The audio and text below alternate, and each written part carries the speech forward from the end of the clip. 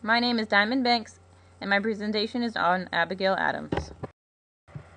Abigail was born on November 22, 1744, in Weymouth, Massachusetts. Her parents, William Smith and Elizabeth Quincy Smith, encouraged her to learn. As a child, Abigail was educated at home due to the lack of schools for girls and the fact that she was commonly sick.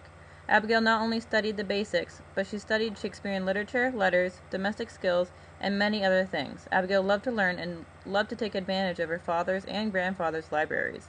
At a young age, Abigail learned to write letters and sent them to family and friends. At a young age of 15, Abigail met John Adams in 1759. John Adams was a 27-year-old struggling Harvard-educated country lawyer. Abigail and John carried out their relationship throughout letters, but in 1762 they were reunited. John fell in love with Abigail for her knowledge of poetry, philosophy, and politics. The two got married on October 25, 1764, weeks before her 20th birthday. John lived in Boston, Massachusetts, as Abigail stayed in Braintree, later known as Quincy, to run the family farm. With John's duties as a politician, it kept them apart by miles, but through their letters you would never have guessed. Their letters had so much love written in each one, always ending with, your dearest friend. While at home, Abigail raised their 5 children.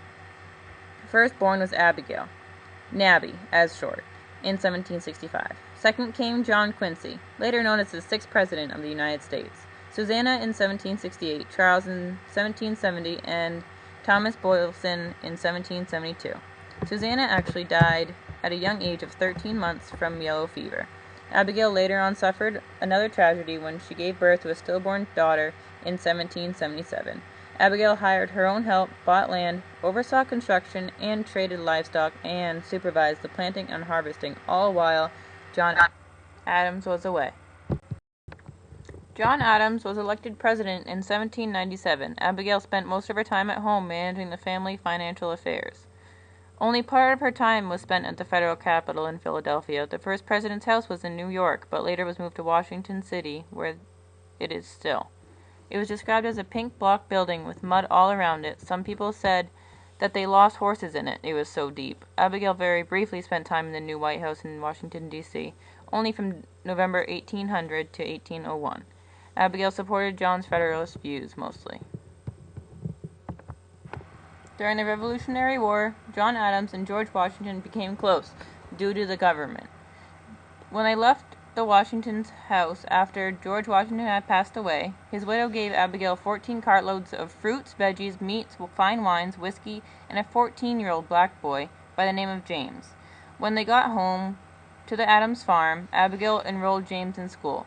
When Mrs. Washington heard that Abigail had enrolled him in school, she told her to take him out, and that he was a slave and didn't deserve to go to school.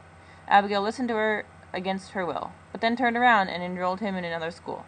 Abigail didn't like the thought of slaves. She thought everyone should have equal rights, including women and slaves. James eventually became an amazing shoemaker. Abigail was a very influential woman in the olden days. She learned a lot as a child and was forced to become a tough woman that held up her own farm. With the many duties at home, she kept a relationship with John Adams through many letters and also helped him through tough times while he and others were trying to build the government. She was such an influence on John during his presidency, she was nicknamed the Mrs. President. Struggling with her own health for the past decade, Abigail had a stroke and passed away on October 28, 1818.